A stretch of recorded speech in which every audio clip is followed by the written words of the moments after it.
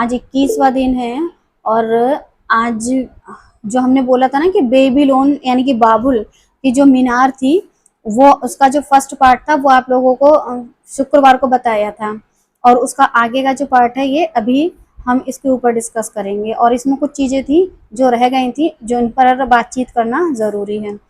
तो यहाँ से हम करेंगे स्टार्ट आज के सब्जेक्ट को। डे 21 और हमारा जो सब्जेक्ट है वो यही है कि समस्या बाइबल को कैसे पढ़ें। जब भी बाइबल को पढ़ते हैं तो जीवन में एक ही बात आती है कि बाइबल को कैसे पढ़ें। बहुत सारी ऐसी घटनाएं हैं जिनको पढ़ते समय काफ़ी कठिनाई महसूस होती है। तो बाइबल को कैसे पढ़ें।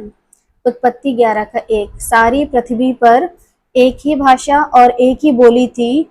उस समय लोग पूर्व की ओर चलते चलते शिनार देश में एक मैदान पाकर उसमें बस गए।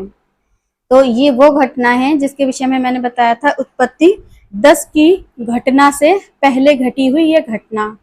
तो घटना पहले घट चुकी थी लेकिन जिसे कहते हैं विस्तार पूर्वक बताना। विस्तार का मतलब होता है सही से खुल के पूरी रीति से जानकारी देना। एक होता है शॉर्टकट में बताना, एक होता है लॉन्ग कट। लॉन्ग मतलब बड़ी तरीके से अच्छे से बात को समझा के और उस बात को समाप्त करना। तो ये है लॉन्ग कट यानी कि सही से बातों को समझाना।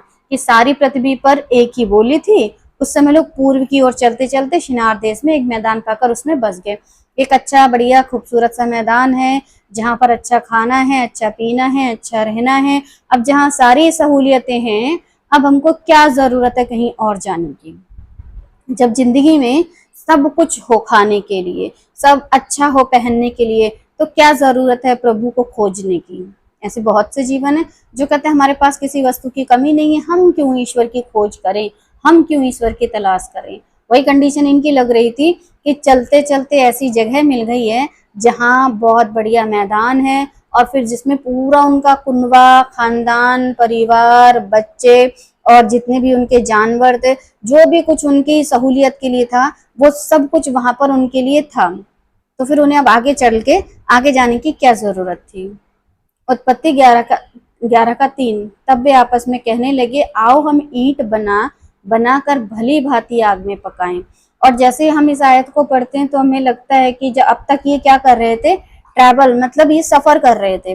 अब तक ये सफर कर रहे थे एक जगह से दूसरी जगह, दूसरी जगह से तीसरी जगह, ऐसे करके मूव करते हुए जा रहे थे यानी सफर करते हुए आगे बढ़ रहे थे।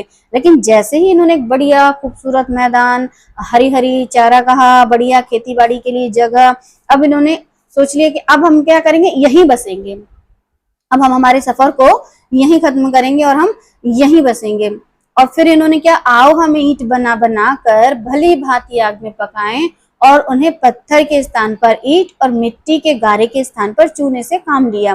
मतलब हम ऐसा मकान बनाएं, ऐसी जगह तैयार करें जो एक मजबूत जगह हो और अब हम क्या करेंगे, यही रहेंगे क्योंकि ये जगह बहुत कंफर्टेबल है। बोले तो यहाँ पर सारी वस्तुएं हैं, जरूरत की सारी चीजें हैं, तो अब हमको क्या करना है, यहीं बस जाना है। ऐसी मनसा से ये लोग वहां पर रुक गए। क्योंकि जब आप पढ़ोगे तो आपको समझ में आ रहा होगा कि उनकी इच्छा ये नहीं थी कि वो आगे बढ़े और आगे चल करके और दूसरी जगह देखें। इनकी इच्छा थी कि यही जगह बहुत खूबसूरत है, बस यहीं पे ठहरे रहो और यहीं पे रुके रहो और यहीं पे हम अपनी जिंदगी गुजार दें। जैसे आज संसार, दुनिया दिखाई दे रही है, संसार दिखाई दे रहा है, तो क्या सोचते हैं कि भैया यहीं रहो, यही दुनिया है, इसके अलावा कोई और दुनिया नहीं है। आज मसीह समाज के लोगों से भी आप बात करोगे ना और बोलोगे कि अनंत जीवन, उद्धार का मार्ग, एक और दुनिया है, तो बोलेंगे हाँ तुमने बड़ी देखी है। क्योंकि उनको तो यही देखी हुई दुनिया ठीक लगती है। जैसे कि यहाँ पर इन लोगों को ये जगह बढ़िया है, अच्छी है, अब क्या करना है, यहीं पे बस जाना है। फिर उन्होंने कहा आओ हम एक नगर और एक मीनार बना ले। अब आगे जब ये पढ़ रहे हो ना तो आपको इनके इरादे समझ में आ रहे हैं।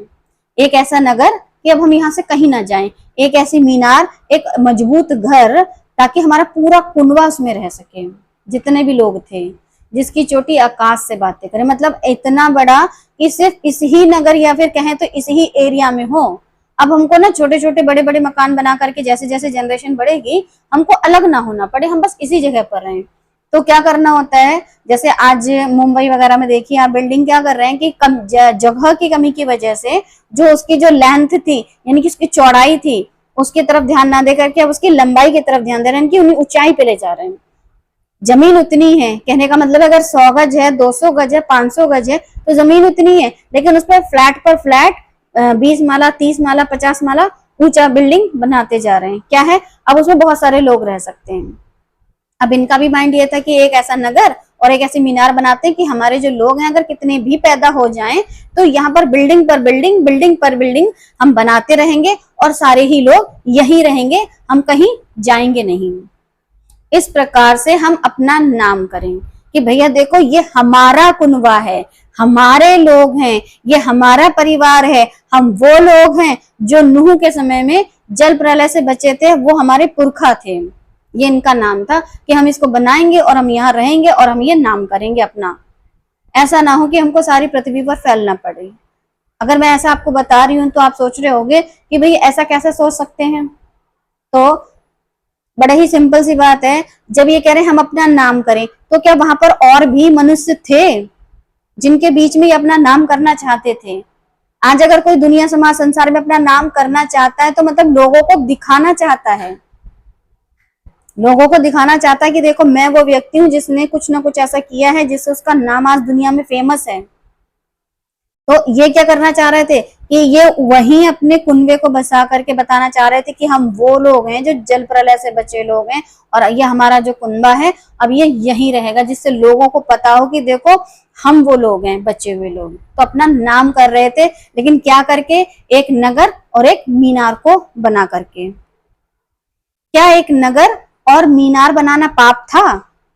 जब ये पढ़ते हैं कि उन्होंने एक नगर बनाया और एक मीनार को बनाया, तो फिर दिमाग में फिर ये चीज आती है, क्या एक नगर और एक मीनार बनाना पाप था? अगर आपसे कोई पूछता है तो आपका क्या जवाब होगा कि क्या एक नगर या मीनार बनाना पाप था? जी सिस्टर, पाप था। ओके, तो क्या एक नगर और एक मीनार बनाना पाप था? तो जवाब है नहीं, एक नगर और एक मीनार बनाना पाप नहीं था। तो आप बोलोगे कि अरे आप तो सिस्टर वचन के मतलब हमको खिलाफ ही बता रही हो, क्योंकि अगर गलती नहीं थी तो फिर प्रभु वहां पर करने क्या आए थे?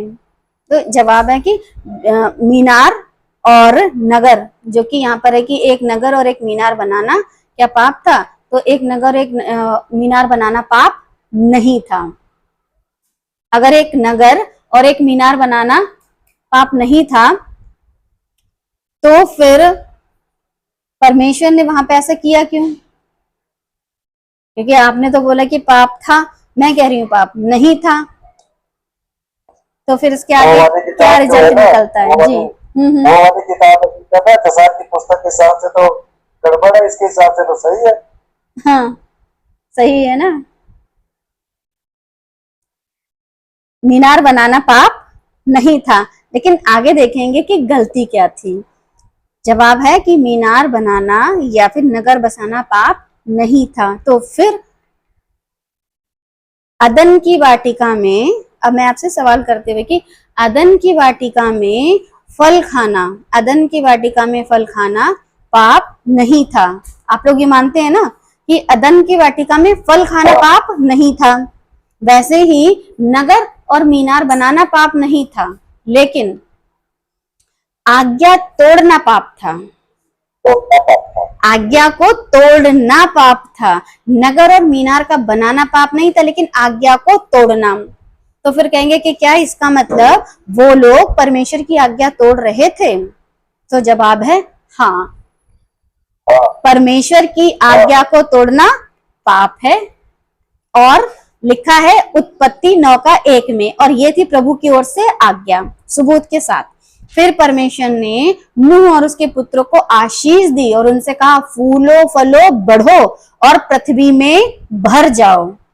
ये परमेश्वर की ओर से इन लोगों के लिए, नूह और उसके बेटों और उसके पूरे खानदान के लिए क्या थी? ये आज्ञा।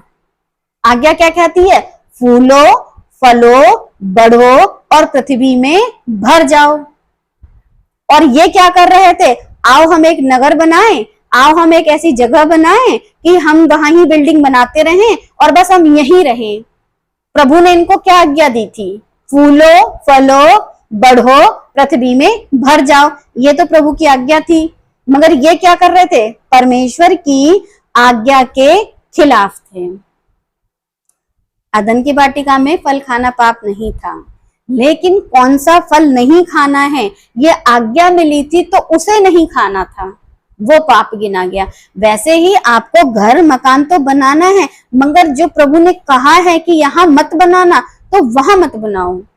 जहां कहा है वहां करो काम। और यहाँ क्या दिक्कत थी कि प्रभु कह रहा है फूलो फलो पृथ्वी में भर जाओ, और ये क्या कर रहे हैं? एक ही जगह सिमट के या सुकड़ के रह जा रहे हैं। तो फिर ये प्रभु की आज्ञा के खिलाफ जा रहे हैं। फिर एक दूसरी आयत, और तुम तो फूलो फलो बढ़ो और पृथ्वी पर बहुतायत से संतान उत्पन्न करके उसमें भर जाओ। मतलब पृथ्वी में भरना था, या फिर एक बिल्डिंग बना के उसमें रहना था परमेश्वर की आज्ञा के अनुसार। पृथ्वी में भरना था, लेकिन ये क्या कर रहे थे? प्रभु की आज्ञा के खिलाफ जाकर के एक ऐसी बिल्डिंग बना रहे थे जिसमें ये रहें, ना कि ये पूरी संसार में जो इनके लिए बनाया गया था उसमें भरें। तो इन्होंने क्या किया? परमेश्वर की आज्ञा के खिलाफ जाकर के काम किया। ऐसा ना हो कि हमको सारी पृथ्वी पर फैलना पड़े, क्योंकि इन्होंने ऐसा कहा था ना, ऐसा ना हो कि हमको सारी पृथ्वी पर फैलना पड़े। अब ये इनके मन में चल रहा था, और प्रभु इनसे क्या कह रहे हैं? तुम तो फूलो फलो बढ़ो और पृथ्वी पर बहुतायत से संतान उत्पन्न करके उसमें भर जाओ। ये पृथ्वी में भर जाओ की बात भूल करके कह रहे ऐसा ना हो कि हमको सारी पृथ्वी पर फैलना पड़े।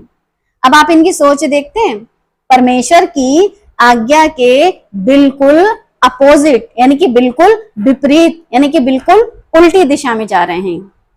अब जब परमेश्वर की आज्ञा की उल्टी दिशा में जाओगे तो फिर प्रभु क्या करें? बड़ा ही सिंपल है ना, कि परमेश्वर की आज्ञा के खिलाफ जाओगे तो प्रभु क्या करें फिर? लेकिन उनके दिमाग में ऐसी बात किसने डाली?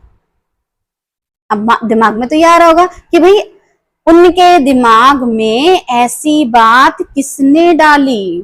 अदन की वाटिका में तो था भाई, बट यहाँ ऐसा कौन मनुष्य है, या ऐसा कौन इंसान है, या ऐसा कौन है जो उनके दिमाग में ऐसी बात डाल रहा है कि हमको एक नगर बनाना चाहिए, हमको एक शहर बनाना चाहिए, हमको एक बिल्डिंग बनानी चाहिए ताकि हम पूरा खानदान सुरक्षित यहीं पे रहें, क्योंकि ये जगह बहुत अच्छी है, बहुत कुछ है यहाँ खाने पीने के लिए।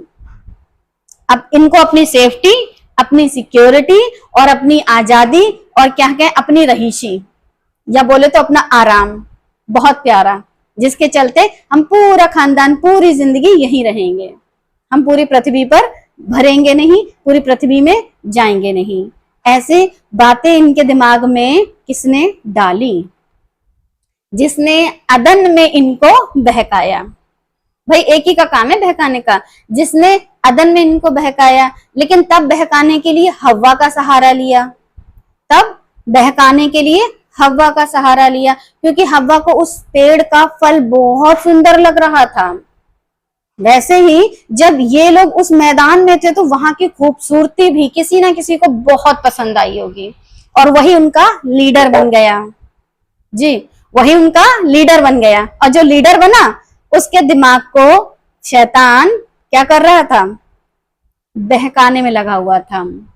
वो ही अब भी इनको बहका रहा था, यानी कि शैतान जो है किसी न किसी मनुष्य के अंदर वो चीजें दिखा रहा है। देखो ये जगह कितनी सुंदर है, देखो यहाँ पर तुम्हारा कुनबा पूरा रह सकता है, देखो तुम एक बड़ा चौड़ा मैदान, इसमें जितनी चाहो उतनी चौड़ी लंबी बड़ी बढ़िया बिल्डिंग बना सकते हो और इसमें आराम से रह सकते हो। तो मतलब एक लग्जरी लाइफ, जैसे आज के टाइम में बोले तो लग्जरी लाइफ, बढ़िया लाइफ, बढ़िया जिंदगी आपको यही मिलेगी। क्यों जाना, क्यों घूमना? ये चीजें माइंड में लाई जा रही हैं, क्योंकि इनको क्या कर रहा है? वो बहका रहा है।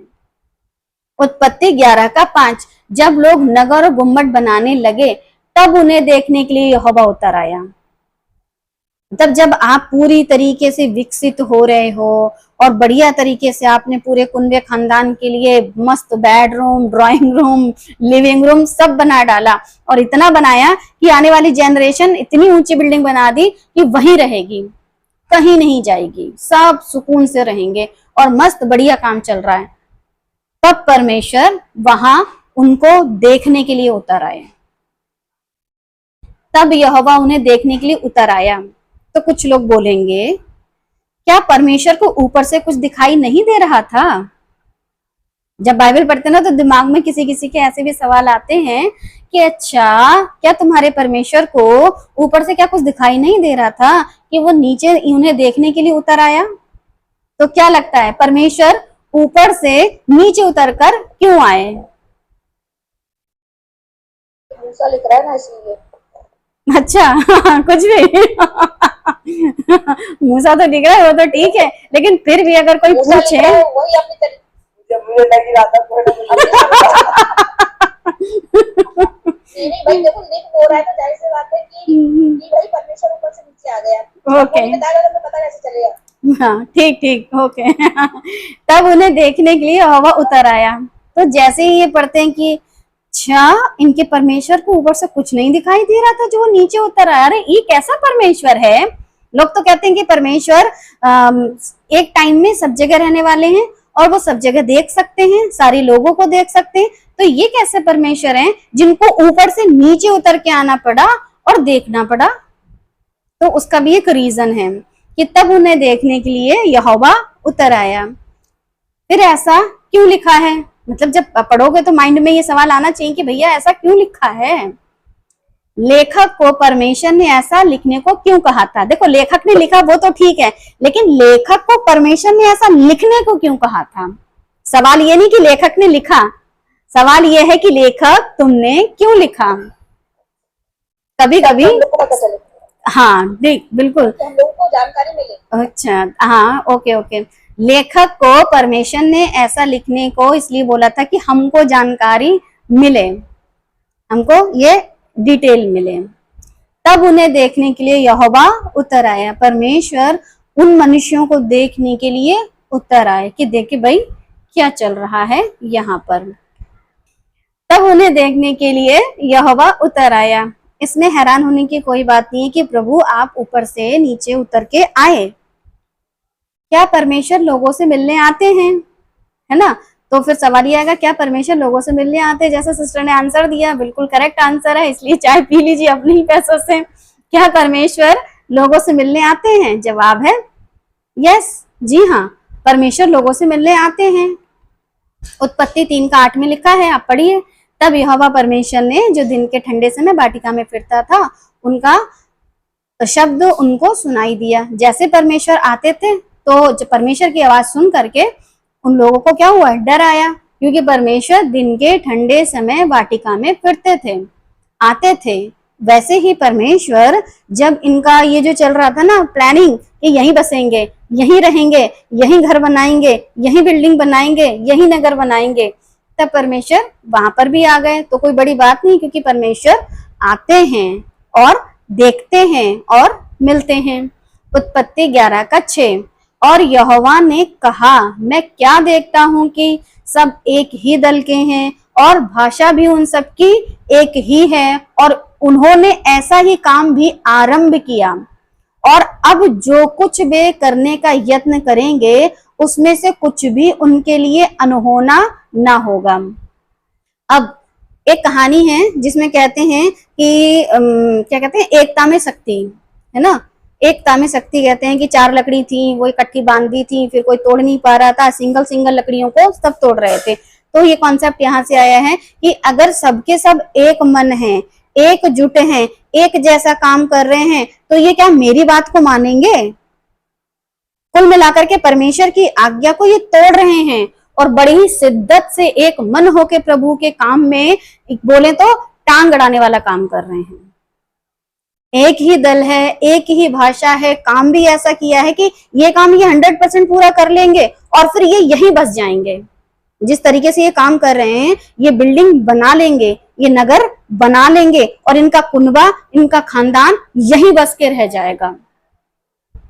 लेकिन ऐसा करके ये परमेश्वर की आज्ञा को भूल गए। अब जब ये परमेश्वर की आज्ञा को भूल गए तो मतलब ये ऐसा कर सकते हैं, इनके लिए कुछ भी अनहोना नहीं है, क्योंकि प्रभु ने जिस मनुष्य को बनाया उसको इतनी बुद्धि दी है कि वो ऐसा काम करे कि पूरी दुनिया में ना बस करके वो एक बिल्डिंग बना करके उसमें रह सकता है। और इसका आज हमारे समय में, जिस समय में हम जी रहे हैं, जीते जागते नमूने कई ऐसे ऐसे बिल्डिंग हैं और कई ऐसे ऐसे वो क्या कांच के जो बड़े बड़े झूले टाइप के हैं, जिसको देखो तो ट्रांसपेरेंट है, नीचे पूरी झील है, ऊपर वो कांच का बना रखा है, ऐसी ऐसी सुरंगें हैं जिनमें से रास्ते निकल रहे हैं, बहुत से ऐसे ट्रेन के रास्ते हैं, बहुत से एरोप्लेन ऐसे रास्ते, मतलब सोचो चांद तक जा चुके हैं। तो सोचो इंसान के अंदर कितनी बुद्धि है। तो इंसान बहुत बुद्धिमान है और बहुत कुछ इन्वेंट कर चुका। मतलब ये कंडीशन है कि आप कौन से शहर में हो, मैं कौन से शहर में हूं, हम एक दूसरे को देख भी सकते हैं, बात भी कर सकते हैं। तो इंसान की बुद्धि, परमेश्वर को पता है ये कुछ भी कर सकते हैं। रोबोट बना रहे हैं और उसमें प्राण डालने की कोशिश में लगे हुए हैं। बहुत कुछ ऐसा है जो आज के समय में हम देखते हैं मनुष्य कर रहा है और कर सकता है। तो प्रभु जानते हैं फ्यूचर को, प्रभु जानते हैं सारी बातों को, प्रभु जानते हैं इनको मैंने कितनी बुद्धि दी है। तो इसी वजह से लिखा है कि जो कुछ वे करने का यत्न करेंगे उसमें से कुछ भी उनके लिए अनहोना ना होगा।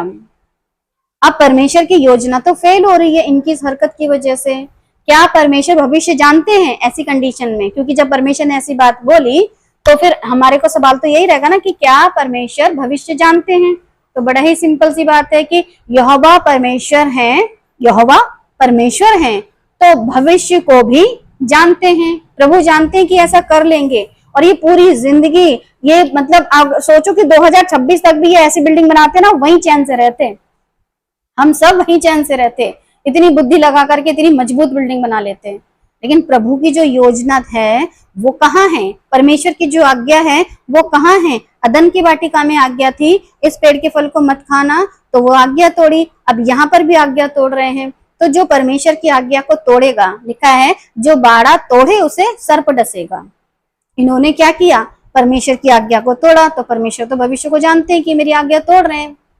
उत्पत्ति 11 का 7, इसलिए आओ हम उतर कर उनकी भाषा में बड़ी गड़बड़ी डालें। एक तो होता है कि गड़बड़ी डालें, मतलब थोड़ा मोड़ा काम कर दो खत्म करो कहानी। एक होता बड़ी गड़बड़ी, मतलब ऐसा कि अगर वहां पर 500 लोग थे ना, तो 500 लोग अगर हो तो उसका एक एक कुनबा अजीब अजीब भाषा बोलने लगा होगा। बड़ी गड़बड़ी मतलब बहुत सारी भाषाएं कि वे एक दूसरे की बोली को ना समझ सके। जितने भी वहां मनुष्य काम कर रहे थे, एक बड़ा कुनबा, और लगभग ये जो समय गया है कम से कम 800 साल या 1000 साल हम मान सकते हैं कि ऐसा हो सकता है कि क्योंकि जिनकी एज काउंटिंग लगाओ तो ऐसा हो सकता है कितना टाइम गया होगा। और इसमें बच्चे बहुत पैदा हो गए होंगे, अनलिमिटेड काम चल रहा था, बच्चे पैदा हो रहे थे, बड़े हो रहे थे, शादी भी हो रहे थे और बच्चे हो रहे थे, तो कुनबा बहुत बड़ा हो रहा था। अब उनकी भाषा में प्रभु ने गड़बड़ी क्यों डाली? क्योंकि एक मन, एक चित्त, एक बोली, अब इनको मैं अलग कैसे करूं? तो अलग करने का एक ही काम है। प्रभु उनको अब मारेंगे तो नहीं, क्योंकि प्रभु ने कहा है कि अब तुम पानी से नाश नहीं होगे, तो नाश तो प्रभु को करना नहीं था, लेकिन कुछ ऐसा करूं कि ये नाश भी ना हो और ये बिखर भी जाएं। तो बड़ा ही सिंपल काम कर दिया, क्योंकि जब परमेश्वर मनुष्य को पैदा किया इस संसार में तो हर मनुष्य क्या बोलता है? अपनी मातृभाषा। लेकिन जब आदम को बनाया उसने किसकी बोली बोली? उसकी तो कोई माँ ही नहीं थी, तो प्रभु ने उसको बोली दी तो वो बोला। तो जो परमेश्वर आदम को बोली दे सकता है, शब्द दे सकता है, भाषा दे सकता है और हवा को दे सकता है बोली और भाषा, तो वो यहाँ इस बड़ी भीड़ को बोली और भाषा क्यों नहीं दे सकता? तो प्रभु ने क्या किया? बड़ी गड़बड़ी। और ये गड़बड़ी कोई ऐसी नहीं थी कि लोग कहते हैं कि देखो परमेश्वर गड़बड़ी का परमेश्वर नहीं है। अरे गड़बड़ी तो ये मनुष्य कर रहे थे, एक जगह रह करके। परमेश्वर की आज्ञा थी फैलो, और ये क्या कर रहे थे? वहीं सुकड़ के रह गए थे। तो परमेश्वर ने फिर इनकी जुबानों को गड़बड़ कर दिया। प्रभु के काम में गड़बड़ी नहीं है, इनकी जुबानों में गड़बड़ी डाली, जिसकी वजह से बहुत सारी भाषाएं इनकी जुबानों पर आ गईं। क्या संसार के लोग जानते हैं मनुष्य में भाषाएं कहां से आई? क्या कोई भी मनुष्य जिसने बाइबल नहीं पढ़ी है वो ये बता सकता है कि इस संसार में इतनी भाषाओं के लोग आए कहां से? ये वाली बातें परमेश्वर है, उनको तो पता है कि भाई आने वाले टाइम में लोग बोलेंगे और फिर जब बोलेंगे तो कहेंगे हम इस कुल के हैं, हम इस जाति के हैं, हमारी ये समुदाय, हम इस भाषा के लोग हैं। उस हिसाब से उन्होंने अपनी अपनी जातियां बनानी। लेकिन हम जानते हैं, जो बाइबल को पढ़ने वाले लोग हैं, वो आप लोग जानते हैं, जितने लोग बाइबल को रीड करते हैं और इस 11वें अध्याय को पढ़ चुके हैं, वो जानते हैं कि ये भाषाएं आई कहां से। तो प्रभु को पता है, वो भविष्य जानते हैं, उन्हें पता है आने वाले टाइम में लोग पूछेंगे कि भाषाएं आई कहां से। तो जिनके पास प्रभु का वचन होगा, उनके पास सच्चाई होगी।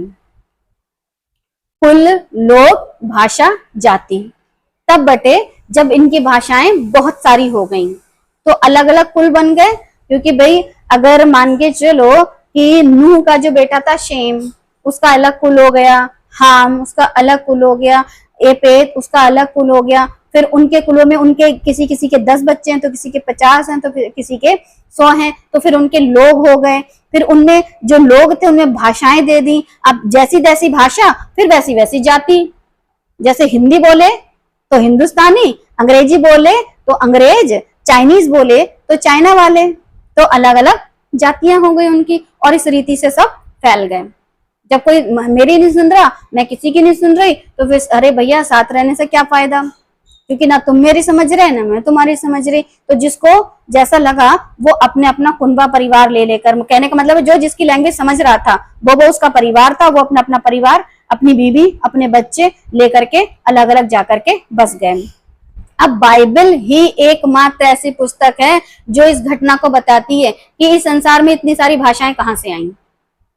सिर्फ एकमात्र ऐसी पुस्तक है, यही पुस्तक। इससे पहले आपने कितनी ही ज्ञान की किताबें पढ़ी क्यों ना हो, कितनी ही नॉलेज बुक पढ़ी हो, कितनी ही कॉमिक्स बुक पढ़ी हो, या फिर कितनी ही आपने धर्म शास्त्र पढ़े हो, आपको कहीं पर भी ये घटना नहीं मिलेगी। तो अगर ये घटना घटी और इस घटना को प्रभु ने लिखवाया, तो प्रभु बता रहे हैं कि मैं वो हूं जो आपको बहुत सारी भाषाएं मैंने आपको दी हैं, और मैं वो परमेश्वर हूं जो आपको ऐसा देता हूं। आदम मिट्टी का बना था, उसके जुबान पर कौन सी बोली थी? जब बनाया था तो प्रभु ने उसको बोली दी तो उसको मिली। वैसे ही परमेश्वर ने यहाँ पर लोगों को जो टावर बना रहे थे उनको बोलियां दी, और इतनी भाषाएं दी कि पूरी दुनिया में वो भाषाएं आज भी काम कर रही हैं। क्या आप जानते हैं बेबीलोन यानी कि बाबुल का नाम क्या था? क्या आपको पता है बेबीलोन या बाबुल का नाम क्या था? तो बाबुल यानी कि बेबीलोन का नाम क्या था? तो बताया गया है कि इसका नाम क्या था? शिनार देश, जो कि हमको दानियल की पुस्तक से पढ़ने को मिलेगा। दानियल तब परमेश्वर ने यहूदा के राजा यहोयाकीम को परमेश्वर के भवन के कई पात्रों सहित उसके हाथ में कर दिया, और उसने उन पात्रों को शिनार देश में अपने देवता के मंदिर में ले जाकर अपने देवता के भंडार में रख दिया। ये दानियल का वो टाइम है जो 70 साल की गुलामी में जब उनको उनका राजा लेके जा रहा था, और उस राजा का नाम था नबूकदनेस्सर, जो कि अपने देवता यानी कि शिनार देश में, और इसने यहाँ पर शिनार देश का नाम डाला है, यहाँ पर उसने बाबुल या बेबीलोन नहीं डाला है, जबकि वो रहने वाला कहाँ का था? शिनार देश का। लेकिन उसका नाम क्या था? बाबुल, बड़ा गड़बड़ी का नगर, शिनार देश। बेबीलोन में से निकल जाओ, यशाया 48 का 20 बताता है, कसदियों के बीच में से भाग जाओ, जय जयकार करते हुए इस बात का प्रचार करके सुनाओ, पृथ्वी की छोर तक इसकी चर्चा फैलाओ, कहते जाओ यहोवा ने अपने दास याकूब को छुड़ा लिया है। अब परमेश्वर की योजना देखिए, याकूब यानी जिसको इजराइल बोला, कसदियों से छुड़ाया, जो कि कहाँ के रहने वाले थे? बेबीलोन के। नबूकदनेस्सर क्या था? बेबीलोन का था, जो जगह का नाम था शिनार देश, जहां पर बनाया था इन्होंने बाबुल का टावर, बेबीलोन का टावर। जब गड़बड़ी की तो उस जगह का नाम बेबीलोन यानी कि बाबुल पड़ा, उससे पहले उसका नाम शिनार था, और रहने वाली जो जातियां थी वो कसदी लोग थे। और ये जो जातियां वहां पर बटी जा करके, उनमें से यहाँ पर ये देखिए कि ये गुलामी में फिर किनकी गए? बेबीलोन वालों की, कसदियों की गुलामी में गए।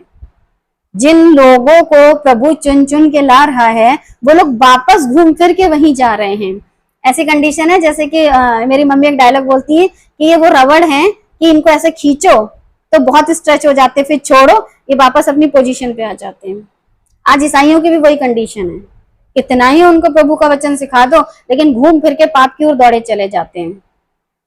पृथ्वी की छोर तक इसकी चर्चा फैलाओ, कहते जाओ यहोवा ने अपने दास याकूब को छुड़ा लिया है। याकूब का मतलब है इजराइल, और परमेश्वर ने इजराइल को छुड़ाने के लिए अपना इकलौता बेटा भेजा ताकि इनको पाप की गुलामी से छुड़ाए। और ये सारी बातें आपको पुस्तकों में से पढ़ने को मिलती हैं। कसदी लोग थे, बेबीलोन नगर था, और इसकी शुरुआत कहाँ से हुई थी? जहां पर भाषाएं मिली थी, तब उस जगह का नाम बाबुल पड़ा। और उस जगह का राजा जो था उसने फिर एक बार फिर पूरी दुनिया पे राज किया, जिसका नाम है नबूकदनेस्सर।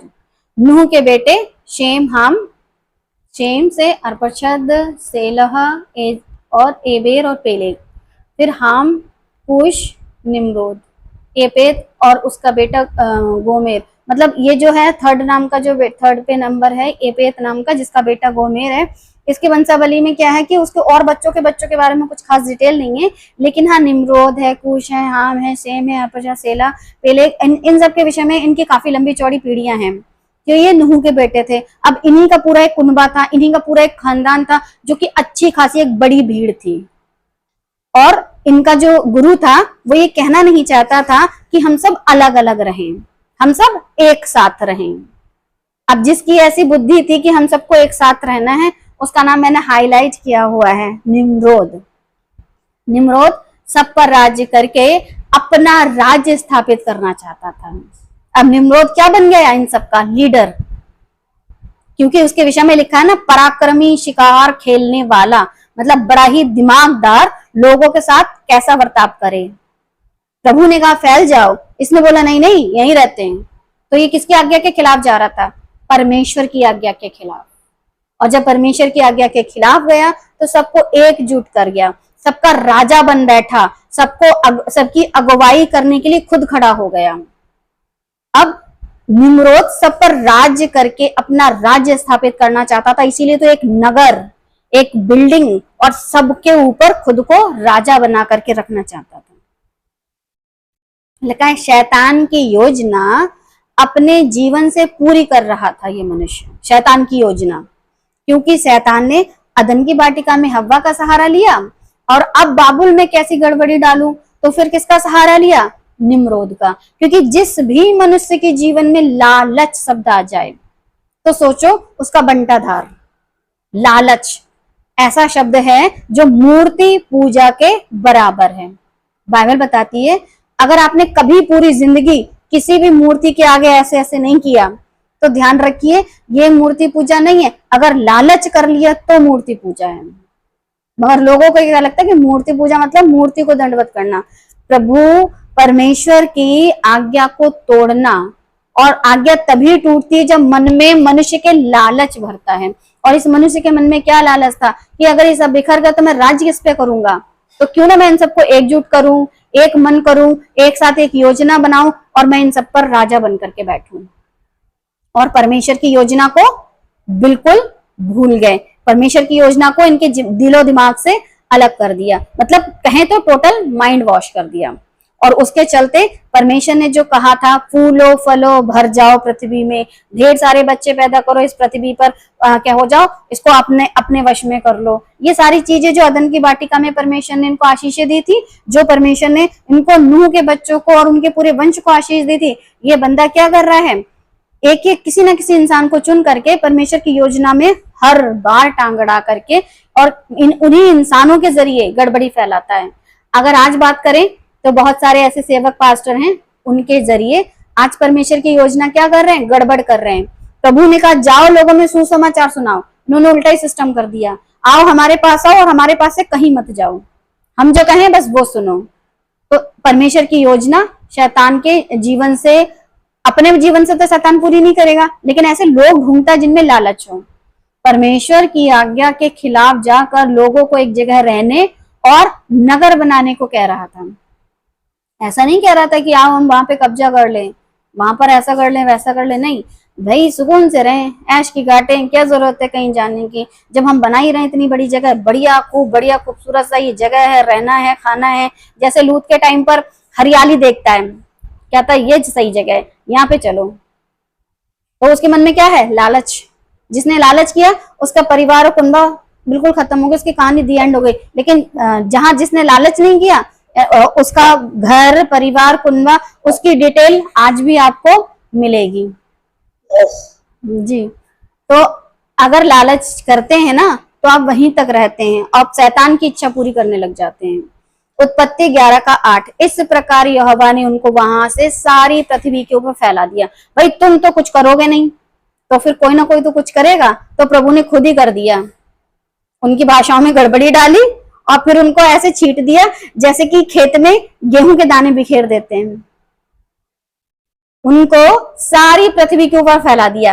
अब आप लोगों से एक सवाल है, प्रभु जी आपने इनको पूरी पृथ्वी पे फैलाया, हेलीकॉप्टर, हवाई जहाज, ट्रेन, बस, कुछ तो चलता नहीं था, तो ये पहुंचे कैसे पूरी पृथ्वी में? क्या लगता है? मेरे दिमाग में चल ही रहता। अच्छा, मेरे दिमाग में भी चल रहा था, आप बताइए। सिस्टर वहाँ पे बहुत बड़ा वही रोल हुआ था उस टाइम पे, हो सकता है डर की वजह से वो लोग जो है उस जगह से इधर उधर हो गए हैं। भूई डोल का मतलब ये थोड़ी ना था कि पूरी दुनिया उलट पुलट गई होगी और ये लोग कैरम की गोटियां थे, या वो लूडो की गोटियां नहीं होती हैं डब्बे में रखते हैं, हिलाओ और फेंक दो। हाँ, 10:5 में लिखा है, इनके वंश अन्य जाति के द्वीपों के देशों में ऐसे बट गए कि वे विभिन्न भाषाओं, कुलों और जातियों बट तो गए, लेकिन पृथ्वी पर फैल कैसे गए? फैला दिया। सवाल तो ये बट गए वो तो ठीक है, लेकिन फैला दिया। यहोवा ने उनको वहां से सारी पृथ्वी के ऊपर फैला दिया। अभी आपने ना जब वो स्टोरी अच्छा नहीं कर रहा, तो अब मैं आप लोगों को लेके जाती हूँ प्रेरितों के काम में, खोजा वाले पास। खोजा याद है? फिलिप याद है? खोजा फिलिप की स्टोरी याद है? तो उसमें जो खोजा था रथ पे, हाँ रथ पे जा रहा था, जो फिलिप था वो पैदल जा रहा था। आत्मा ने बोला दौड़ना, ठीक है दौड़ा, दौड़ने के बाद उसने उसका बपतिस्मा कराया, बपतिस्मा कराने के बाद वो दूसरे नगर कैसे पहुंचा? एक शहर में उसने बपतिस्मा दिया, बपतिस्मा दे करके दूसरे शहर पहुंच गया, दूसरे शहर पहुंच गया। तो जब परमेश्वर का आत्मा वहां काम कर सकता है, तो यहाँ पर कहते हैं कि आओ हम उतर कर देखें। तो उतरकर 3 प्राणी देख रहे हैं और तीनों में एक पवित्र आत्मा भी है, और पवित्र आत्मा के लिए कोई काम असंभव नहीं है। उस समय भले ही बड़ी ही टेक्नोलॉजी थी, मगर इतनी नहीं थी कि वो वहां पहुंच जाते, क्योंकि आज भी कई जगह ऐसी हैं जिन्हें कहते आदिवासी एरिया। तो फिर हाँ जी, आपका जवाब बिल्कुल ठीक था। यहोवा परमेश्वर ने क्या किया? उनको वहां से सारी पृथ्वी के ऊपर फैला दिया। तो पृथ्वी का विभाजन नहीं हुआ था, पृथ्वी टुकड़ों टुकड़ों नहीं बटी थी। जैसे भाई अभी शायद अनिल जी बोल रहे थे कि मतलब वहां पे भूकंप या कुछ नहीं था, कुछ नहीं, बहुत मस्त चल रही थी जिंदगी। ये काम प्रभु ने किया। देखो प्रभु भाषाएं दे सकते हैं, तो क्या प्रभु इनको पूरा फैला नहीं सकते हैं? परमेश्वर के लिए कोई काम कठिन है क्या? परमेश्वर ने सारी पृथ्वी के ऊपर फैला दिया। और जब प्रभु ने इनको फैला दिया, जैसे अदन की वाटिका बनाने के बाद आदम को उसमें रखा, तो वैसे ही पूरी पृथ्वी को बनाने के बाद अगर जगह जगह छोटे छोटे आदम रख दिए तो कोई बड़ी बात नहीं है। परमेश्वर ऐसा कर सकते हैं, 100% कर सकते हैं, क्योंकि मनुष्य की बुद्धि तो वैसे ही खराब थी। आपस में बोलचाल तो एक दूसरे की समझ नहीं आ रही थी। मैं छेनी मांग रही हूँ तो हथौड़ा दे रहा है, मैं कीला मांग रही हूँ तो रस्सा दे रहा है। तो जाहिर सी बात है, जब उनके अंदर फूट पड़ी हुई है, भाषा में गड़बड़ी है, तो कोई चीज बनाए तो बनाए कैसे? अगर बना भी ले तो कैसे बनाए? तो बोल रहे थे पानी का जहाज बना सकते थे, लेकिन गड़बड़ी इतनी थी कोई किसी की समझ नहीं रहा था, तो फिर बनाए कैसे? जब एकता नहीं है, एकता उनकी टूट चुकी है, सब जगह मनुष्य रह रहा है, पहुंचा कैसे? तो सीधी सी बात है, यहोवा ने उनको पूरी भूमि पर फैला दिया, क्योंकि परमेश्वर का आत्मा उठा करके ले जाने वाला है। जैसे हनोक को ले गया उठा करके, हनोक लोप हो गया, तो क्या ये एक जगह से हट के दूसरी जगह नहीं जा सकते? ये परमेश्वर का काम है, और परमेश्वर के काम में गड़बड़ी डाली है तो परमेश्वर ऐसा काम कर सकते हैं, इसमें कोई शक नहीं है। और परमेश्वर ने क्या किया, सारी पृथ्वी के ऊपर इनको फैला दिया, और उन्होंने उस नगर का बनाना छोड़ दिया। मतलब जो रह गए, अब जो रह गए उनके बीच में आया भूचाल, बाकी लोग कहाँ गए भाई? जो रह गए उनमें डर नहीं पैदा हुआ होगा? एक मान के चलो, अगर 100 प्राणी हैं, 100 में से 70-80 गायब हो जाए, बचे 20, तो बाकी 20 लोगों की हिम्मत पड़ेगी कि उस नगर को बनाने की कोशिश करें? भाई डर के मारे वो काम तो करने से रह, कहेंगे रहने दो, छोड़ो, प्रभु ने अभी उन्हें जाने, पता नहीं लोप हो गए कि मर गए कि क्या हुआ, पता चले हम भी मर जाएं, तो डर तो उनके अंदर आया होगा, इसलिए देखा उन्होंने उस नगर का बनाना छोड़ दिया। तो प्रभु का भय प्रभु खुद देते हैं ना, तो ही लोगों की बुद्धियां में क्या करती है, डर पैदा होता है। और जब प्रभु छोड़ देते ना, तो मनुष्य सोचता है अरे हमारी तरह है, बिल्कुल परमेश्वर हमारी तरह है। और जब प्रभु अपनी बातें बताते हैं तो पता चलता है प्रभु हमारी तरह नहीं है, वो परमेश्वर है जो एक क्या कहें कि स्वर्ग में उसका सिंहासन लगा है, और ये जो धरती है वो उसके चरणों की चौकी है। तो फिर उसकी बाकी के जो सर बॉडी जो है, जो अपर हिस्सा है, वो किधर है? किसी ने नहीं देखा, कोई भी मनुष्य अब तक नहीं देखा है उनको। तो वो अगम्य परमेश्वर हैं, और उन्होंने ऐसा किया, कोई बड़ी बात नहीं है उनके लिए। तो महीन छोटे छोटे दाने थे, ऐसे बिखेर दो, लो और उनको छोड़ दो पूरे पर, और ऐसा करके उन्होंने किया। इस कारण उस नगर का नाम बाबेल पड़ा, क्योंकि सारी पृथ्वी की भाषा में जो गड़बड़ी है वह यहोवा ने वहीं डाली, और वहीं से यहोवा ने मनुष्यों को सारी पृथ्वी के ऊपर फैला दिया। बार बार आ रहा है, सेकंड टाइम है, फर्स्ट टाइम उधर पढ़ाया था, यहाँ पर सारी पृथ्वी के ऊपर फैला दिया, फिर लिखा वहीं से पृथ्वी के ऊपर फैला दिया।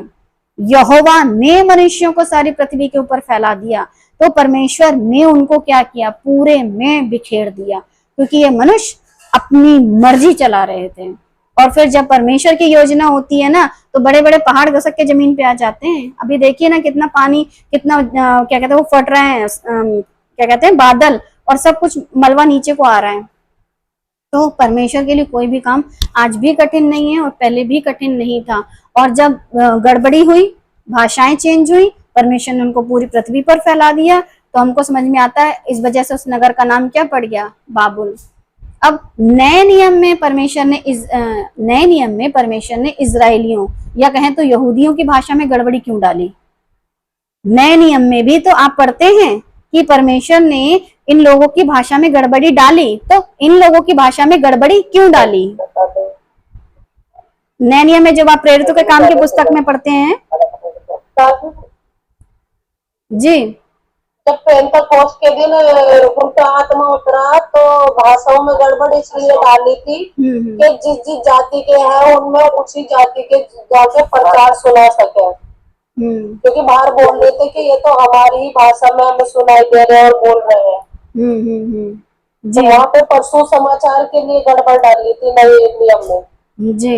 अभी मैं ये चीजें तो सब जानते हैं, कुछ स्पेशल होना चाहिए। नए नियम में परमेश्वर ने इजरायलियों की भाषा में गड़बड़ी क्यों डाली, उसके पीछे का एक कारण बताते हैं आपको। भजन संहिता 55:9, हे प्रभु उनका सत्यानाश कर डाल, सत्यानाश कर और उनकी भाषा में गड़बड़ी डाल दे, क्योंकि मैंने नगर में उपद्रव और झगड़ा देखा है। जिन इजरायलियों को परमेश्वर ने चुन करके अपना राज्य और अपना कहें तो चुना हुआ वो नगर जिसे कहते कनान, वो देश, इन लोगों को प्रभु ने अपना बोले तो स्वर्ग का पूरा दर्शन, जिसे कहते हैं ना संदूक, उसमें मन्ना, उसमें 10 आज्ञाएं, और लगातार परमेश्वर इनके साथ साथ चलते रहे। आग के खंभे में, बादल के खंभे में, 40 साल जंगल के सफर में, फिर इनको राजा दिए, फिर इनको न्याय भी दिए, इनको राजा भी दिए, इनके साथ साथ प्रभु चलते रहे। लेकिन फिर भी ये लोग क्या कर रहे थे, परमेश्वर के खिलाफ जाकर के झगड़ा और उपद्रव, जबकि परमेश्वर ने इनको हर प्रकार से हर सहूलियत दी थी, लेकिन ये समय समय पर बिगड़ते रहे। तो भजन संहिता बताता है कि हे प्रभु उनका सत्यानाश कर, और उनकी भाषा में गड़बड़ी डाल दे। इसे कहते हैं भविष्यवाणी। भजन संहिता की पुस्तक जो कि 55 अध्याय 9वीं आयत बताती है कि उनका सत्यानाश कर डाल, हे प्रभु उनका सत्यानाश कर डाल, उनकी भाषा में गड़बड़ी डाल दे। तो ये थी भविष्यवाणी। अब ये गड़बड़ी तो पहले पढ़ चुकी थी, तो प्रभु और क्या करें, इनकी भाषा में गड़बड़ी डाल दे। इनमें क्या हो रखा, उपद्रव, झगड़ा। और आगे लिखा है कि भजन संहिता 55 का 10, रात दिन वे उसकी शहरपनाह पर चढ़कर चारों ओर घूमते हैं और उसके भीतर दुष्टता और उत्पात होता है। मतलब इन इजरायलियों को प्रभु मिला, इनके पास आज्ञा मिली, इनके पास नियम थे, जीवित परमेश्वर था, फिर भी इनके अंदर से गंदगी नहीं जा रही थी।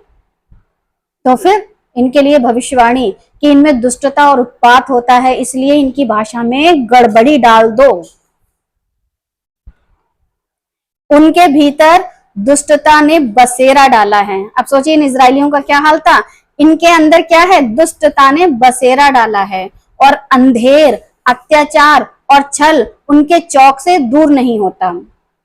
अब ये सारी चीजें यीशु मसीह ने खुद बताई जब उन्होंने बोला कि तुमने मेरे पिता के घर को, जो कि प्रार्थना का घर कहलाता, डाकुओं की खो बना दिया। इतना भयंकर इन लोगों ने अत्याचार, अंधेर कर रखा था। प्रभु खुद कहते हैं तुम चूना फिरी हुई कब्रें हो, तुम्हारे अंदर सड़ाहट है, तुम्हारे अंदर गंदगी है। तो फिर प्रभु ने क्या किया, अपने उन्हीं लोगों में फिर से क्या कर दिया, भाषा में फिर गड़बड़ी, जिसे कहते हैं पेंतीकुस्त का दिन, भाषा में फिर गड़बड़ी। अच्छे खासे सबके सब यहूदी, सबके सब इजरायली, वहां की लोकल 2-3 भाषा ही जानते थे। प्रभु ने फिर उनकी भाषाओं में गड़बड़ी डाल दी।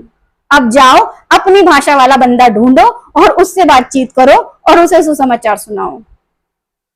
तो लोग तो कहते हैं भाषा में गड़बड़ी वहां पे पड़ी थी, जिसे कहते हैं उत्पत्ति 11 में, लेकिन प्रभु ने हमको वो भाषा दी ताकि जिससे लोगों में सुसमाचार पहुंचे। बिल्कुल ठीक, लेकिन ये काम किया क्यों? क्योंकि इन्होंने अपने आप को एक, जिसे कहते हैं हौद बना लिया। हौद, ये बहते सोते थे, इनको जाना था लोगों में, परमेश्वर का काम करना था, परमेश्वर का काम लोगों तक पहुंचाना था, लेकिन इन्होंने ऐसा नहीं किया। प्रभु ने कभी नहीं कहा तुम्हारे बीच में कोई परदेसी आए तो वो क्या कहते हैं तकलीफ उठाए। प्रभु हर एक पर दया करते थे, चाहे वो अन्य जाति हो। अगर ऐसा होता तो राहाब वेश्या, एक तो वेश्या और दूसरे अन्य जाति, फिर भी वो क्या किस में गिनी जाती है, परमेश्वर मसीहा की वंशावली में गिनी जाती है। तो प्रभु तो किसी से नफरत नहीं करते। हाँ, जो इंसान हरकतें करता है, दुष्टता करता है, अंधेर करता, अत्याचार करता, फिर भले ही वो प्रभु का चुना हुआ क्यों ना हो, फिर प्रभु उसमें गड़बड़ी डालते हैं उसके जीवन में। और ये जो थी भजन संहिता की भविष्यवाणी थी, जो जाकर के पूरी होती है प्रेरितों के काम 2 अध्याय में। और तब उनको ऐसी भाषाएं मिली कि अब वो फिर ढूंढ रहे हैं अपनी अपनी भाषाओं के लोगों को, तब वो जाकर के सुसमाचार उनको सुना पाते हैं।